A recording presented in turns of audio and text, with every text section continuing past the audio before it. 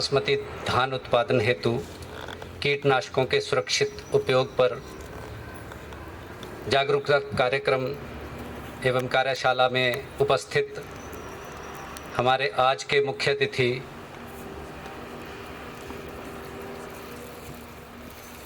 विश्वविद्यालय के कुलपति माननीय प्रोफेसर हरिंदर कुमार चौधरी जी, जो कि पिछले बहुत दिनों से लगातार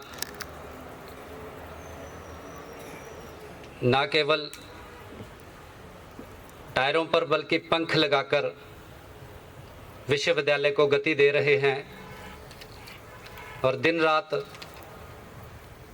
विश्वविद्यालय की दिशा और दशा को बदलने में अपनी महत्वपूर्ण भूमिका निभा रहे हैं। और आज के कार्यक्रम के मुख्य अतिथि के रूप में हमारे बीच में उपस्थित हैं। इनके लिए स्वागत, वंदन एवं अभिनंदन। सर, इतने व्यस्ततम कार्यक्रम करने के बावजूद आपने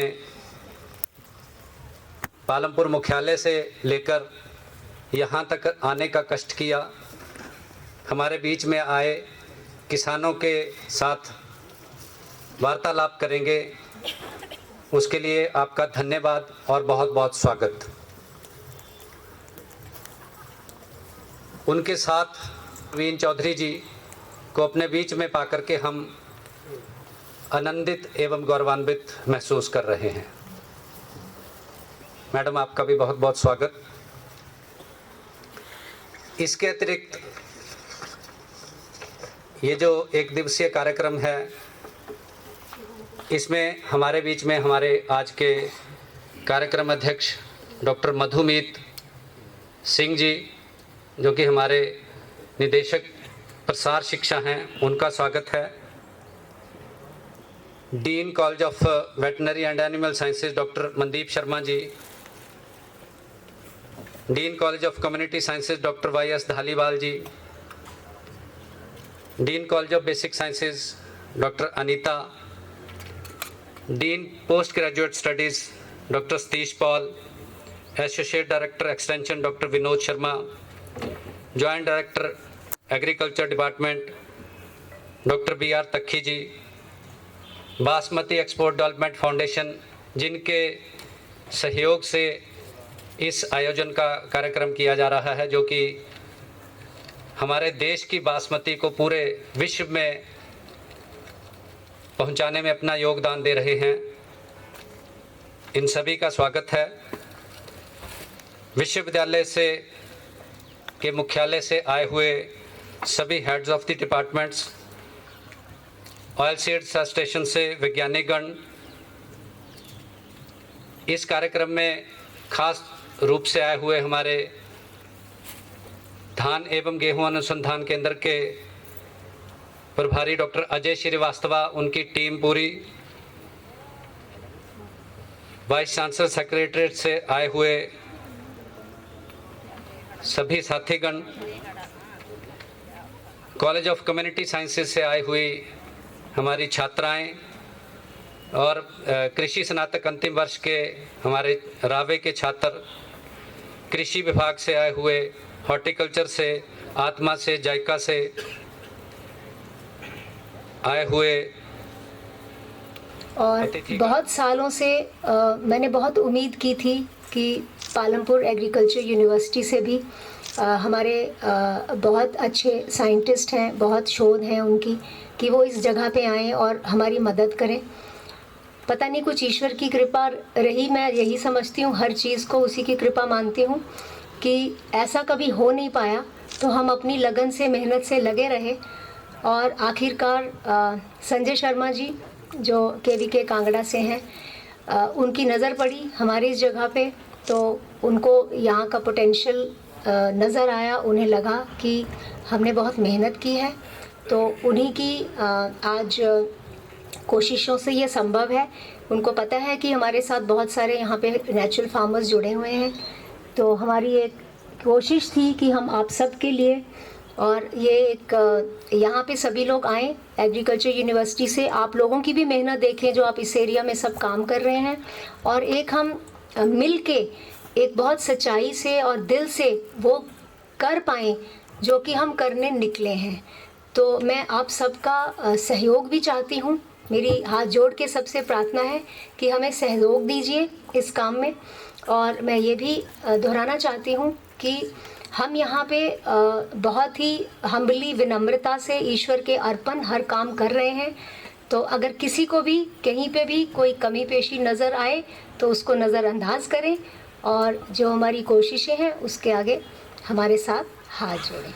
तो आज का जो ये कार्यक्रम है ये बासमती धान उत्पादन पर आधारित है, और हमारे बीच में RWRC मलाह के साइंटिस्ट इंचार्ज उपस्थित हैं। तो मैं जो भौगोलिक संकेतक जिसको बोलते हैं, जिसमें सारा हिमाचल, पंजाब, हरियाणा, जम्मू कश्मीर और पूरी और उत्तर प्रदेश का कुछ भाग और दिल्ली का भाग जो ये GI में आता है, यहाँ जो बासमती लगाई जाएगी उसको ही बासमती कहेंगे।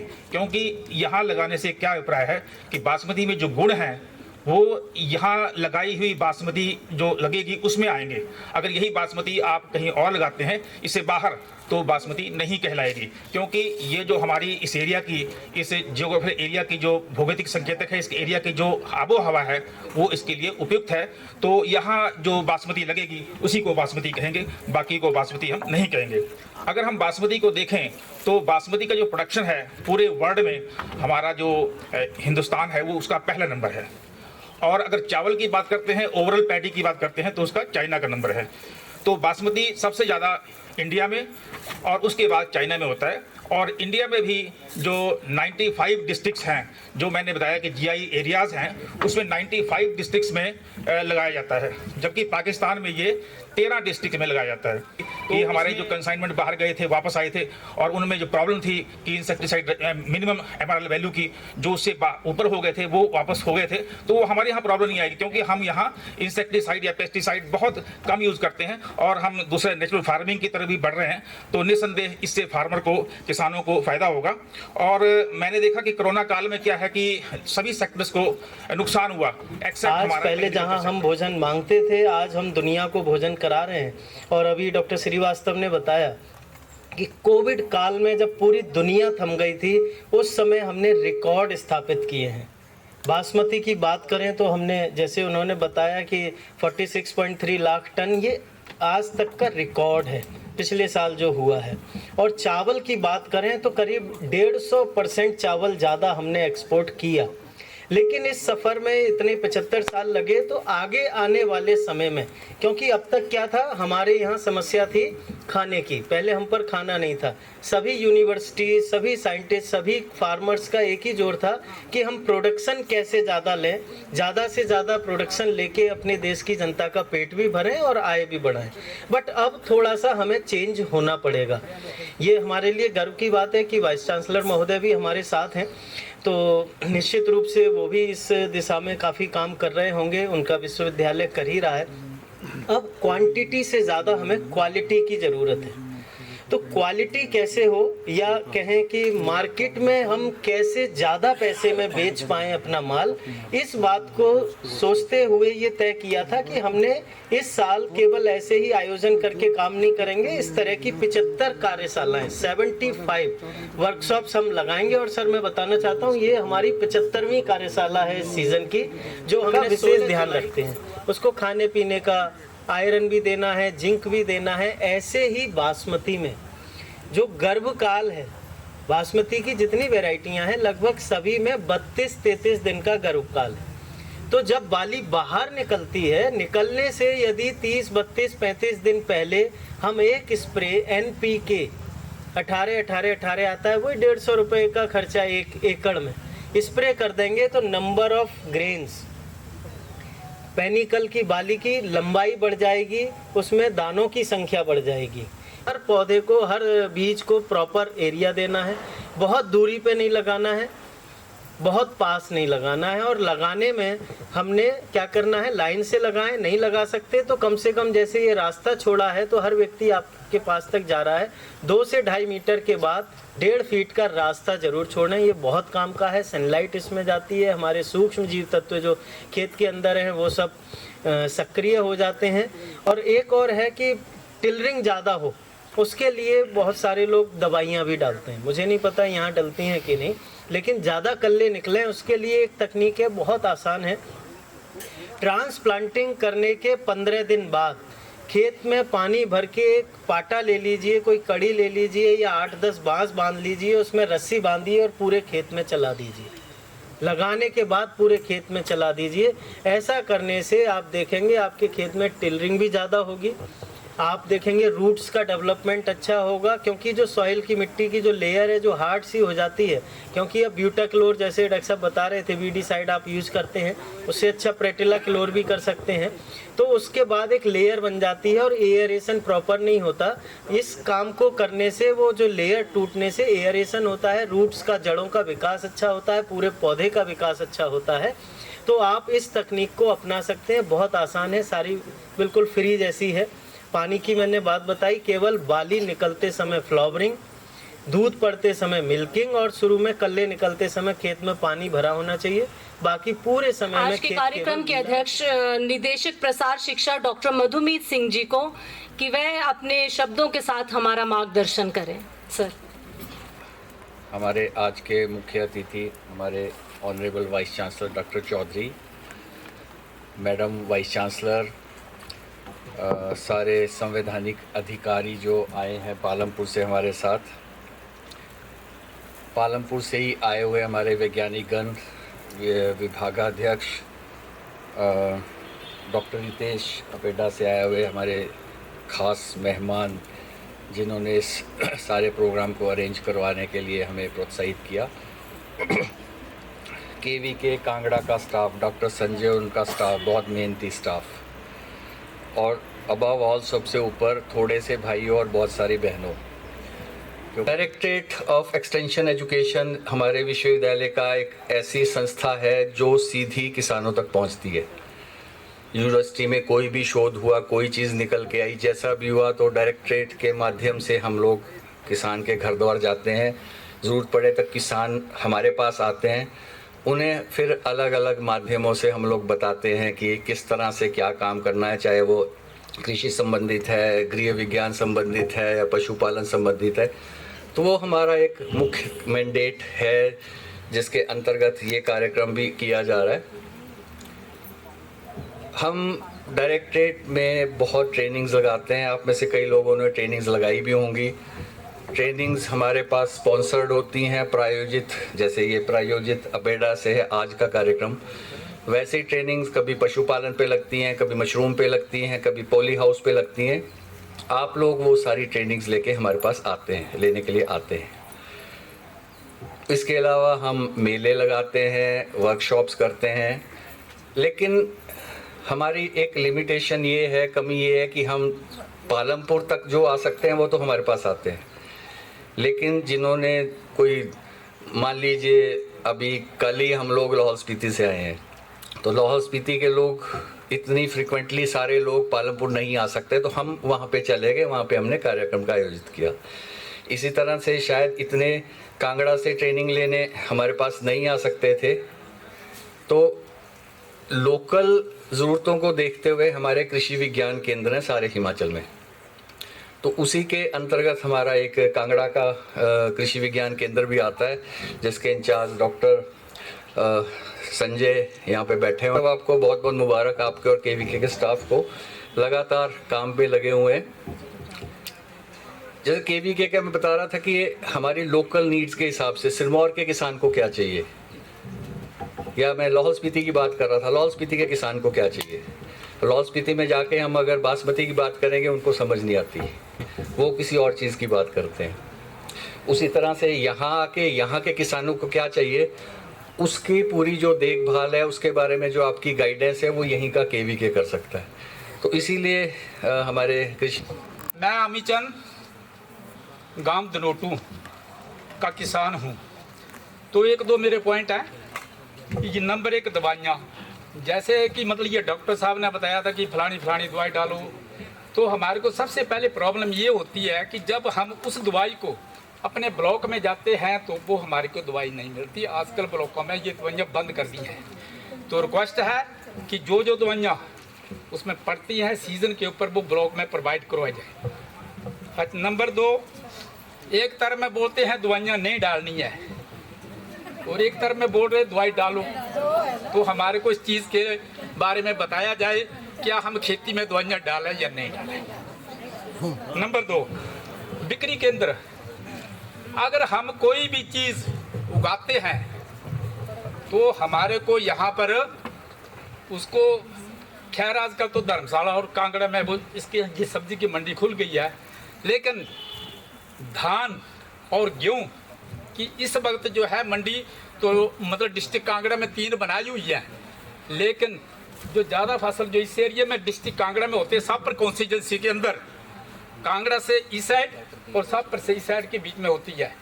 तो इस वक्त किसानों का पूरा धान वैसे ही पड़ा है। उन्होंने बोला था रेड राइस, मैंने ऐसे सुना था, अगर हम रेड राइस निकालते हैं या उसको बीजते हैं तो उसको बेचना कहाँ पर है, नंबर 1।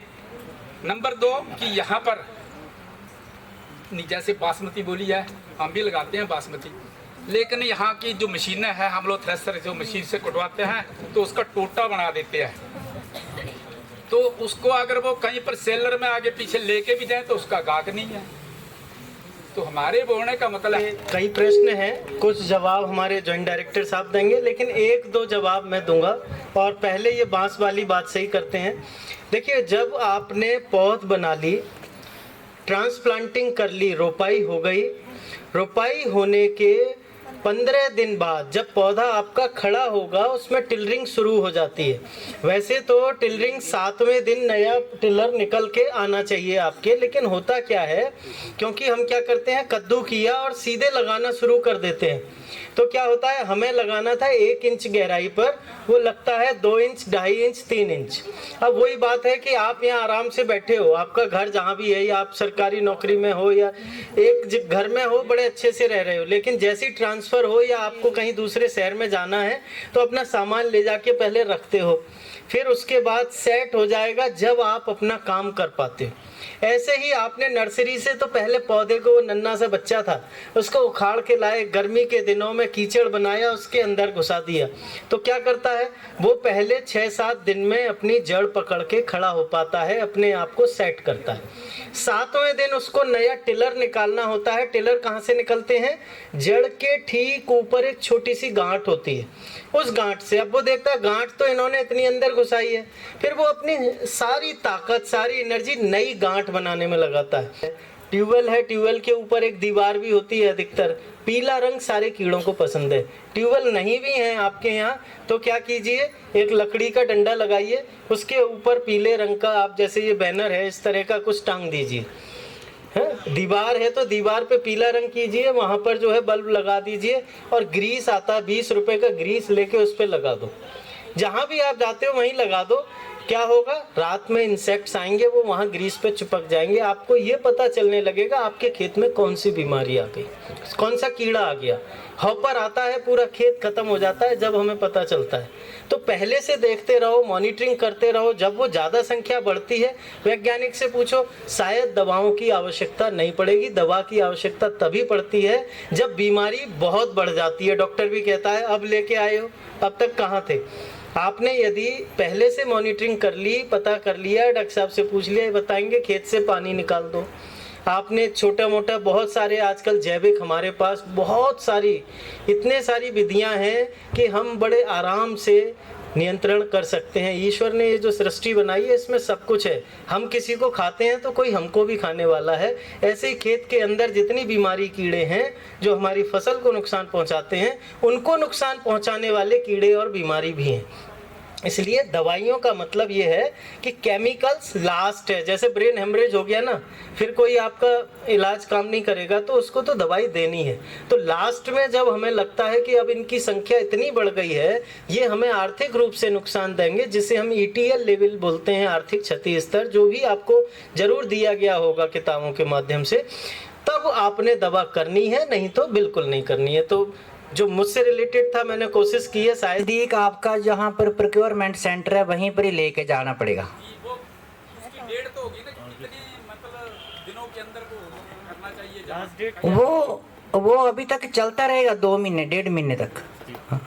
जो बैठे हैं वो ये भी जानना चाहते हैं कि जो हम धान लगाते हैं तो उसमें एक जो सिल्ला होता है, सिल्ले में जो धान बनता है उसके ऊपर काला काला धान बन जाता है, तो उसमें वो जैसे कोटू जैसा बन जाता है, तो उसमें परिस्थिति में सारे इलाके में काफ़ी सारी ये चीज़ दिक्कत आ रही है, तो उसका क्या इलाज हो सकता है, थोड़ा इसके बारे में भी प्रकाश डालें। काले काले गोले बनते हैं, ये एक रोग है और इसको हम आभासी कंगियारी या खुली मिथ्या कंगियारी के नाम से जानते हैं।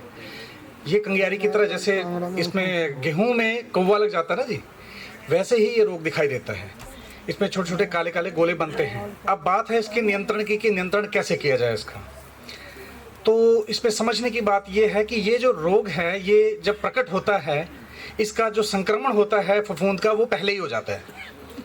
तो जिस समय ये बीमारी प्रकट होती है, जब हमें दिखाई देती है, उस समय इस रोग का कोई ज़्यादा प्रबंधन हम ढंग से कर नहीं सकते, लेकिन उसका इलाज ये है कि जब ये गबिया पड़ता है ना, आपकी भाषा में बोलते हैं गबिया, कि जब वो बालियाँ निकलने लगती हैं, उस अवस्था में हम एक दवाई आती है कॉपर ऑक्सीक्लोराइड, लिख सकते हैं आप कॉपर ऑक्सीक्लोराइड या ब्लाइटॉक्स 50।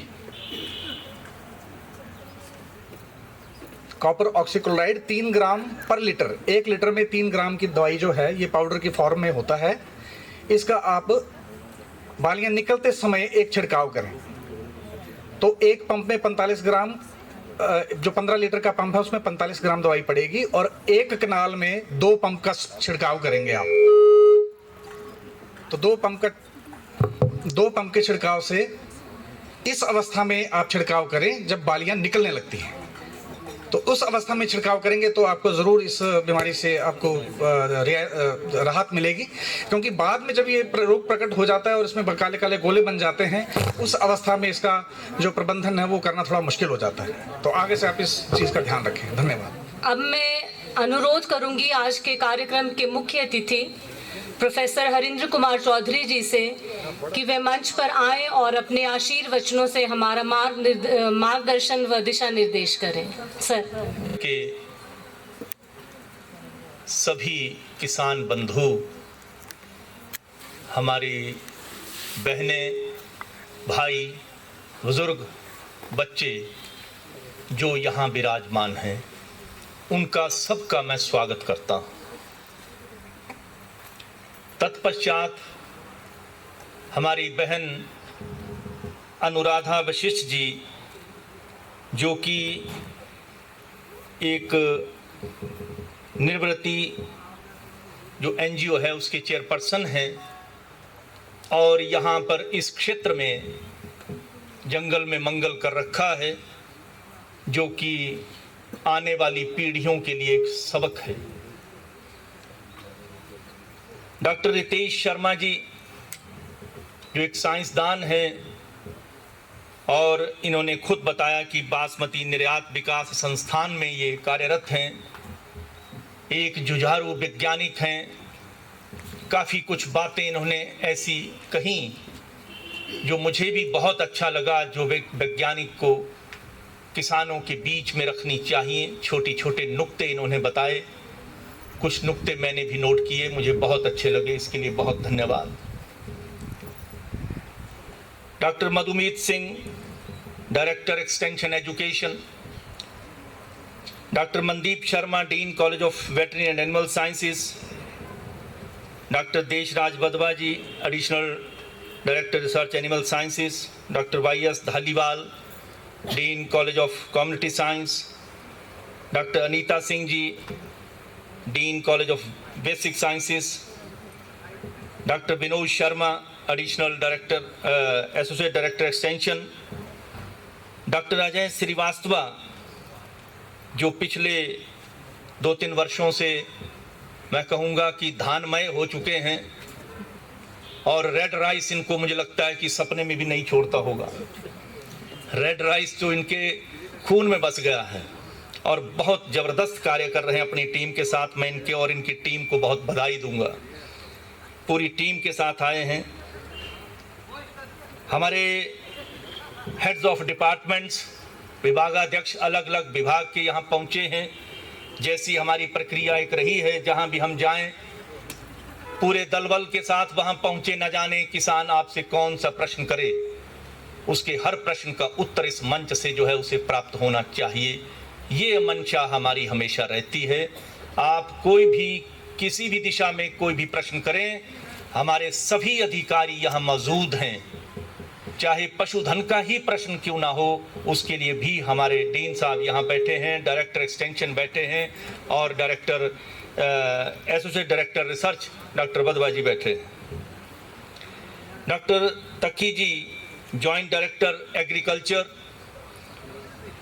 बहुत अच्छा किया आपने यहाँ पहुँचकर।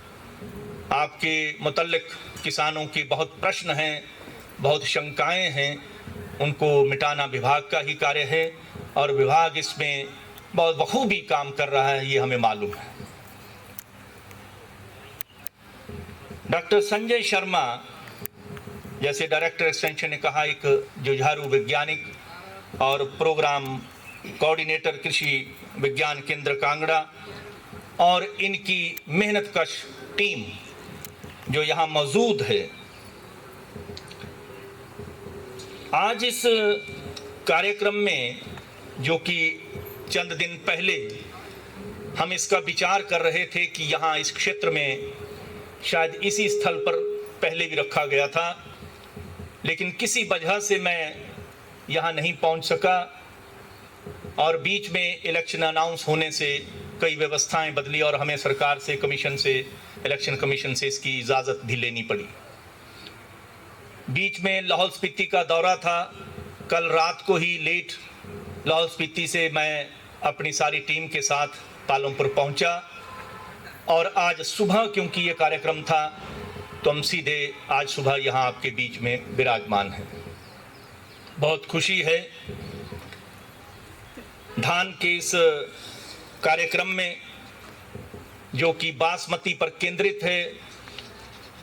बासमती जो कि एक संस्कृत का एक शब्द है, बास जो अरोमा जिसको सुगंध कहते हैं और मति मतलब बुद्धि, उसकी गुणवत्ता, जिसके अंदर वो खुशबू, वो महक छुपी है, उस महक को संजोने की शक्ति है, उसे हम बासमती कहते हैं।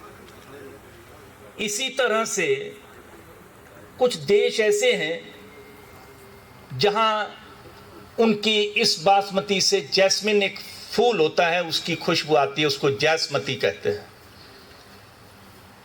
तो ये खुशबू वाली जो चावल है और जिसका प्रारूप एक उसकी शक्ल पर, साइज पर और फूलने की शक्ति पर कई ऐसी गुण हैं जिसके कारण बासमती बासमती कहलाती है। और वैसे इसके साथ जो है दूसरे हमारे सुगंधित जो है वो धान भी होता है। हिमाचल प्रदेश, जैसे डॉक्टर रितेश जी ने कहा, ये एक ऐसा प्रदेश है जो पूरा प्रदेश बासमती से घेरा जा सकता है। आप अगर लाहौल स्पीति, चंबा और किन्नौर को छोड़ दें तो बाकी जो हमारे 9 जिले हैं, इन 9 के 9 जिलों में चंबा का भी कुछ क्षेत्र इसमें आता है जो कांगड़ा के साथ सटा हुआ है, पूरा चंबा नहीं। तो मैं समझता हूं कि ये एक ऐसा मंजर होगा। जब हम धान की बात करेंगे तो मैं अपने किसानों से ये पूछूंगा कि क्या धान लगाकर कभी हम पंजाब का और हरियाणा का मुकाबला कर सकेंगे? क्या धान लगाकर के हम उत्तर प्रदेश का मुकाबला कर पाएंगे? नहीं, कदापि नहीं। हमें उस दिशा में जाना होगा जहां से एक हमारी अलग पहचान होगी। हमें खुद एपिडा हमें कह रहा है, हमें भारत सरकार कह रही है कि आप इस दिशा में जाओ जिस दिशा में आपकी पहचान हो। हिमाचल प्रदेश का क्षेत्र पहले ही बहुत कम है, सिर्फ 70,000 हेक्टेयर में जो है धान आपका लगता है।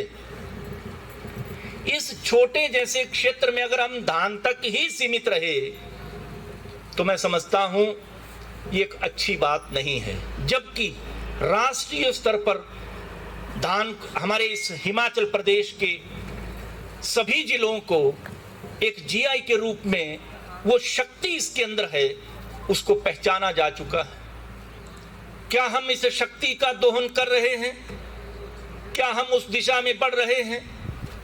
हिमाचल प्रदेश कृषि विश्वविद्यालय रात दिन मेहनत करके आपके सामने वो rice and wheat research centre जो हमारा धान और गेहूं का जो अनुसंधान केंद्र मला में है, वहां रात दिन इस कार्य में लगे, नई नई किस्में लेकर आ रहे हैं।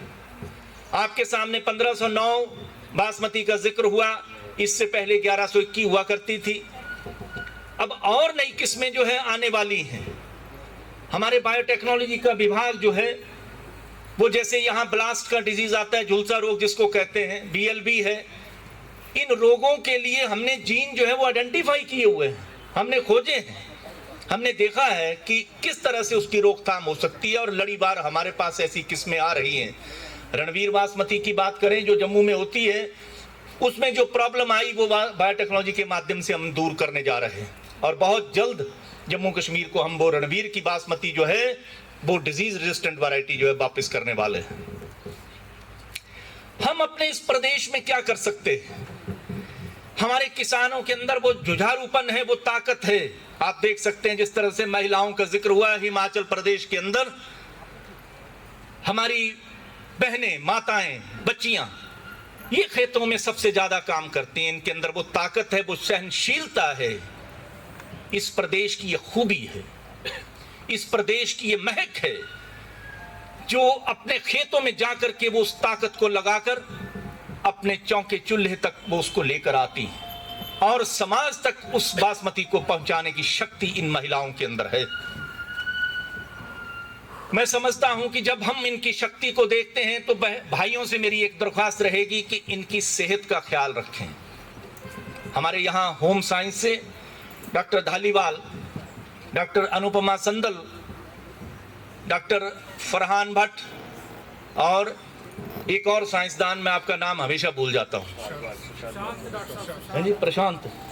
सुशांत, हाँ डॉक्टर सुशांत, और भी सुशांत हैं यहाँ वैसे, सो अब मुझे नहीं भूलेगा, तो डॉक्टर सुशांत, तो ऐसे 3 लोग यहाँ पर बैठे जो इसी दिशा में काम करते हैं कि हमारे भोजन की गुणवत्ता अच्छी कैसे हो सकती है। हमारे महिलाओं में आयरन की कमी रहती है, जिंक की कमी रहती है, ऐसे कमी रहती है, उस कमी को हम कैसे दूर कर सकते हैं। उनकी सेहत अगर अच्छी होगी, मैं समझता हूं कि खेतों के अंदर सबसे ज्यादा महिलाएं जा रही हैं, तो उनकी सेहत का ख्याल रखना हमारे भाइयों का एक बहुत बड़ी जिम्मेवारी है। आज हम धान की बात कर रहे हैं, चावल की बात कर रहे हैं, चावल पर ही केंद्रित रहे। मुझे अपना बचपन याद आया, मैं जब 5वीं कक्षा में पढ़ता था तो अक्सर धान की बालियां देखकर बहुत मुझे अट्रैक्शन होती थी, एक खिंचाव सा उस पौधे की तरफ होता था। धान की बाली को देखकर ऐसा लगता है जैसे पौधा जो है इतना खूबसूरत है, जैसे उसने घूंघट पहन रखा हो। मेरे माता उन्ना के रहने वाले थे, अब तो इस दुनिया में नहीं।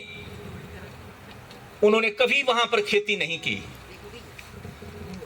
मैं सुंदरनगर का रहने वाला हूं और वहां गांव में हमारी खेती है, काम है, और आप जैसे घासणियों से, हमारे वहां पर फाट कहते हैं, फाटों में जाते, वहां से जो है घासणियों से घास लाते, रिड़ियों से। तो माता बिल्कुल एक्सपर्ट हो गई थी किस तरह से घास काटना है और घास की गड्डी तैयार करके घर ले जानी है। मैं भी माता के साथ जाता और रास्ते में इन दिनों में आपने देखा अक्टूबर महीने में हम सारा ये सरलू घास जो है इसको इकट्ठा करते हैं, गड्डियां बनाते हैं और अपने घर ले जाते हैं और उसको स्टोर करते हैं। रास्ते में मैं जब धान की उन बालियों को देखता तो घर आकर तोड़ कर ले जाता और अपने माता के कानों में उन बालियों को लगाता कि ऐसा आपकी बाली होनी चाहिए। मुझे वो बचपन याद आ रहा है आज, क्योंकि बासमती का दिवस है, थोड़ा सा मेरा ध्यान जो है उस तरफ को गया। तो मेरी माता ने मुझे कहा कि जब बड़ा हो जाए तो ऐसी ही बालियां सोने की बनाकर मुझे देना। मैंने कहा खूब, जरूर दूंगा। जब बड़ा हुआ, वैज्ञानिक बना, तो माता ने कहा, याद है कि तू सोने की वो बालियां मुझे बनाकर देना चाहता था, धान के वो मोती की तरह, जैसे मोती वहां पर थे वैसी बाली मुझे बनाने का तूने वादा किया है। तो मैंने मां को कहा कि मैंने एक नहीं 2 बनाई हैं, 2 जोड़े बनाए हैं। कहते दूसरा किसके लिए? मैं अपनी लाड़िया गठे। कहते बहुत अच्छा, ये बहुत अच्छा, मैं एक सत्य बात कह रहा हूं, बहुत अच्छा। यही स्वभाव जिंदगी भर रखना, मां को भी याद रखना, धर्मपत्नी को भी याद रखना, वो भी किसी की बेटी है, घर छोड़ करके आपके घर में आई आपका घर बसाने के लिए। एक दिन वो भी मेरा स्थान लेगी, मेरे स्थान पर विराजमान होगी, वो भी इसी तरह से माता बनेगी। ये स्वभाव पूरे समाज को सिखाना। आज मैंने सोचा इससे बढ़िया वक्त कोई नहीं हो सकता। जब हम धान की बात कर रहे हैं, उन बालियों की बात मैं कर रहा हूं, युवा वर्ग यहाँ पर बैठा है, आने वाले भविष्य में अपनी माताओं का भी और अपनी धर्मपत्नियों का भी इसी तरह से ख्याल रखें। बराबर एक तरह से उनको उस तरह से उनकी सेवा करें जिन्होंने हमारी इस धरोहर को बचा कर रखा है, जिन्होंने धान की उन किस्मों को बचा कर रखा है। हम बच्चों को संभाल कर रखते हैं, लेकिन अपनी फसलों को भूल जाते हैं। ये फसल भी हमारे बच्चे हैं, ये भी हमारी ताकत है, ये भी हमारी धरोहर है। आने वाले वक्त में कहीं ऐसा ना हो कि जैसे डॉक्टर साहब ने कहा, बीज खुद तैयार करिए। ये ताकत अगर अपने अंदर हमने पैदा नहीं की तो हमें बीज के लिए भी दूसरों पर आधारित रहना पड़े। ये जिम्मेवारी भी हमारी माताओं, बहनों और भाइयों की है, हमारे कृषकों की है कि आपको एकजुट होकर के मन में यह भी विचार करना है कि हमने अगले वर्ष के लिए बीज को बचा कर रखना है। आपके पास यहां पर कांगड़ा में कितनी ऐसी किस्में हैं धान की, रंग बिरंगे ऐसे धान हैं आपके पास, कई किस्म के ऐसे धान हैं, कई किस्म की ऐसी और भी फसलें हैं जो कि यहाँ की इस भूमि की ताकत है। मैं जब भी मलाह के पास से कभी गुजरता हूँ या धान के खेत के जहाँ बहुत ज़्यादा खेत है उनके पास से गुजरता हूँ तो उसकी सुगंध लिए बिना ना रहता। उसकी वो खुशबू, वो महक जो इस भूमि के अंदर है, जो इस भूमि के अंदर छुपी हुई है, और कुछ ऐसे केमिकल है, कुछ ऐसे कंपाउंड है, शायद उसको 2AP कहते हैं। वो 2AP जो है वो धरती से खींचकर उसके अंदर आता है और वो बासमती का रूप धारण करता है। ये सभी धरती में ये विद्यमान नहीं है, ये सभी जगह पर ये मौजूद नहीं है। ये अब आपके पास, आपके सामने अपिडा के वैज्ञानिक ने कहा कि हिमाचल प्रदेश पूरे का पूरा जो है उसके अंदर वो शक्ति विद्यमान है। उस शक्ति का दोहन हम कैसे कर सकते हैं? विश्वविद्यालय आपके लिए क्या कर सकता है? सारे विश्वविद्यालय की टीम आपके पास बैठी है। हमारा धान का केंद्र मलाह में आपके नजदीक है। दिन रात हम मेहनत कर रहे हैं। आप आइए, आपका स्वागत है। आप समझिए कि किस तरह से उस ताकत को आगे बढ़ाया जा सकता है। कभी भी हम वैरायटियों की कमी आपको नहीं आने देंगे। नई नई किस्में जो चाहे दिल्ली से पैदा हो, चाहे कहीं किसी और केंद्र से पैदा हो, कटक से पैदा हो, हैदराबाद से पैदा हो, अगर हिमाचल प्रदेश के अंदर चल सकती है, उसकी शक्ति यहाँ पर है, तो हम उसको लागू करेंगे। हमने ये फैसला लिया है कि हम उसको टेस्ट करके इमीडिएटली यहाँ पर जो है अपने किसानों को देंगे, ताकि किसान जो है उसको लगा करके आगे बढ़े। कुछ शक्ति हम पैदा करेंगे, कुछ शक्ति आप पैदा करो, हम मिलकर सहयोग से आगे चल करके वो मंजर तैयार करेंगे कि जिस तरह से मेरे किसान भाई ने यहाँ पर कहा कि मैं किसको बेचूं। आपके ये शब्द बोलने से मुझे एक खुशी हुई कि कम से कम आपके पास कुछ है जिसको बेचने के लिए आपको कष्ट हो रहा है। अगर हम बासमती की बात ही ना करें तो कभी आपके ध्यान में भी नहीं आएगा कि मुझे बासमती लगानी है।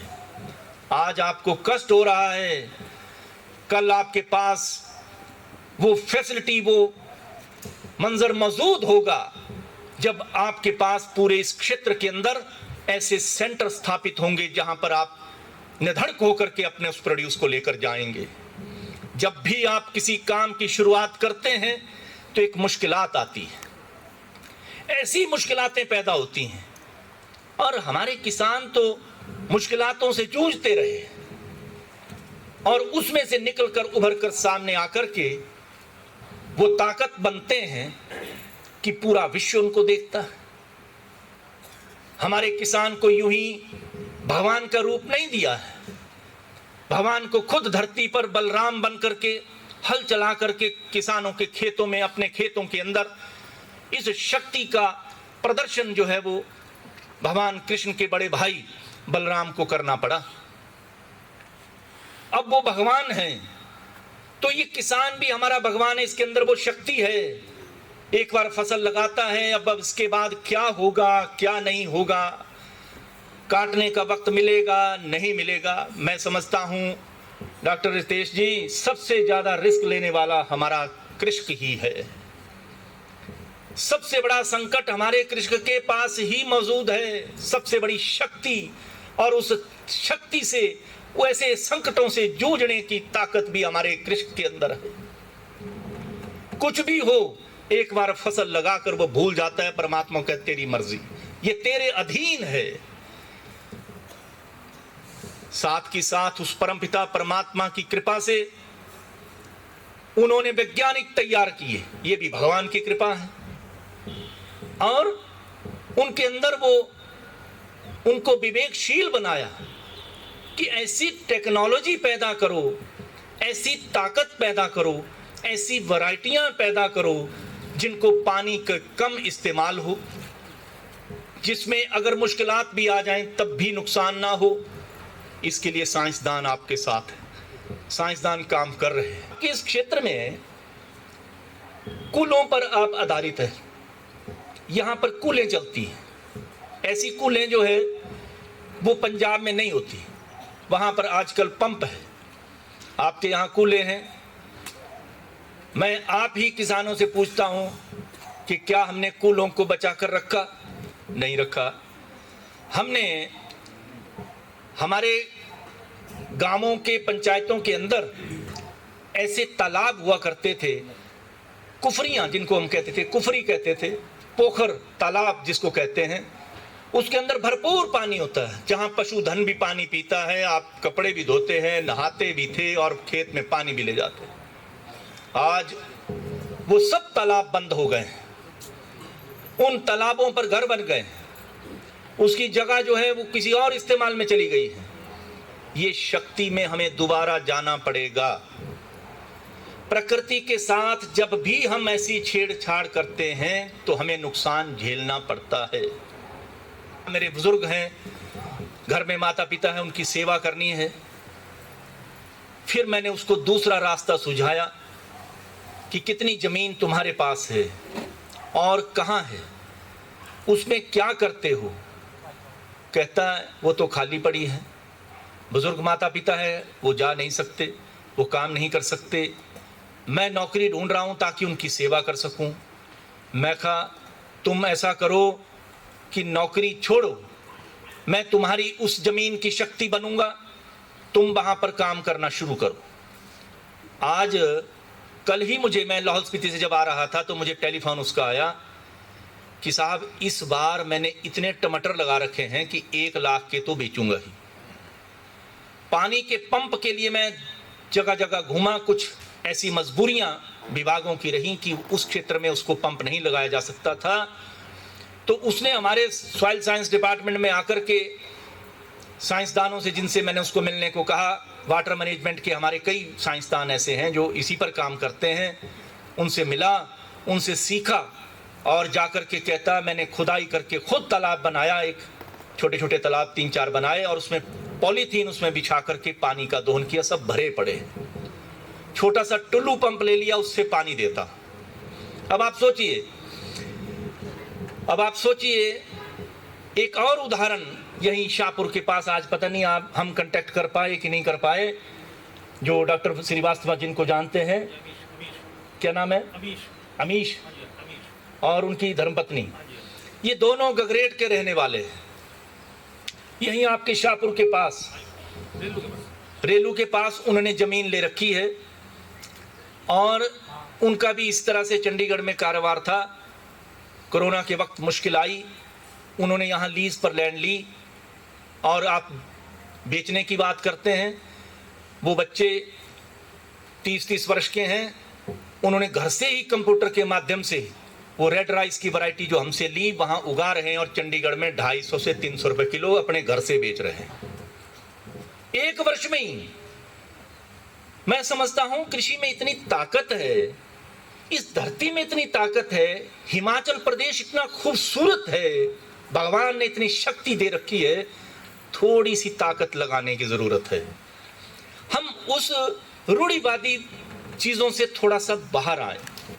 इसी तरह से सिर्फ एक मंजर नहीं है, एक रास्ता नहीं है। हिमाचल के अंदर 50 ऐसे रास्ते हैं, मैं आपको गिना सकता हूं। बिलासपुर का जुखाड़ा का जिमीकंद,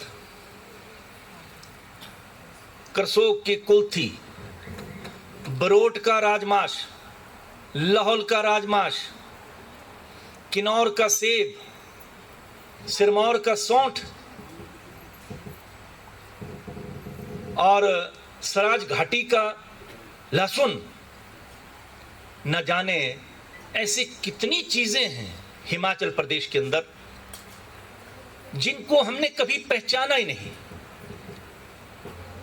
पूरे विश्व की शक्ति बन सकते हैं, उससे मैंने ये सोचा कैसे इस बासमती को अच्छी खूबसूरत बनाएं। इस बासमती के अंदर जैसे जो हमारा आज का भाव है कि हम पेस्टिसाइड का स्प्रे कितना करें, उन कीड़ों की रोकथाम के लिए, बीमारियों की रोकथाम के लिए कितना स्प्रे करें, कब करें, क्यों करें। ये बहुत ही अच्छी बात डॉक्टर रितेश ने कही कि हम बीमार होते हैं। अब मैं वहाँ इंग्लैंड में भी रहा तो अगर वहाँ पर जब तक से बोल देना बंदा मरने नहीं जाओ तो तक दवाई नहीं देंगे, जब तक बंदा मरने को ना हो जाए तब तक दवाई नहीं देते। एंटीबायोटिक का वहाँ प्रयोग बहुत कम होता है। हमारे तो यहाँ पर डॉक्टर के पास गए कि साहब डॉक्टर अच्छा वो है जो सबसे ज्यादा एंटीबायोटिक दे, बढ़िया, लेकिन वहाँ ऐसा नहीं है। वहाँ पैरासीटामोल से ऊपर कोई दवाई नहीं। आप बीमार हैं, खांसी है, जुकाम है, बुखार हो गया है, पैरासीटामोल, आपको पैरासीटामोल देंगे, कहते बस जब तक देखा कि बुरी हालत नहीं हो गई और भाई बहुत ही अति हो गई है तब जाकर के एंटीबायोटिक या वो दाखिल आपको करेंगे, एकदम नहीं, और करना भी नहीं चाहिए, क्योंकि उससे आपकी आंतरिक जो शक्ति है वो क्षीण होती है। आपके अंदर वो जो ताकत है उसको सहन करने की, अगली बार जब आप बीमार होंगे तो आपको उससे हायर डोज चाहिए, उससे ज्यादा डोज चाहिए, आप उससे ठीक कभी नहीं होंगे। ऐसा ही पौधों का है, ये भी हमारे बच्चे हैं, ये भी हमारे बच्चों से भी बढ़कर है, जो पुश्तों दर पुश्त हमारे लिए एक ताकत बनेंगे। आने वाले वक्त हिमाचल प्रदेश के लिए बहुत सुंदर है। कैसे? क्योंकि ये आइडेंटिफाई हो रहा है, इसको चिन्हित किया जा रहा है। किसके लिए? अलग अलग ऐसे प्रोडक्ट्स के लिए। आज कभी आपने सोचा कि अपीडा के लोग जो निर्यात करते हैं विदेशों में, वो हमारे बीच ऐसे आएंगे? इनको क्या पड़ी है?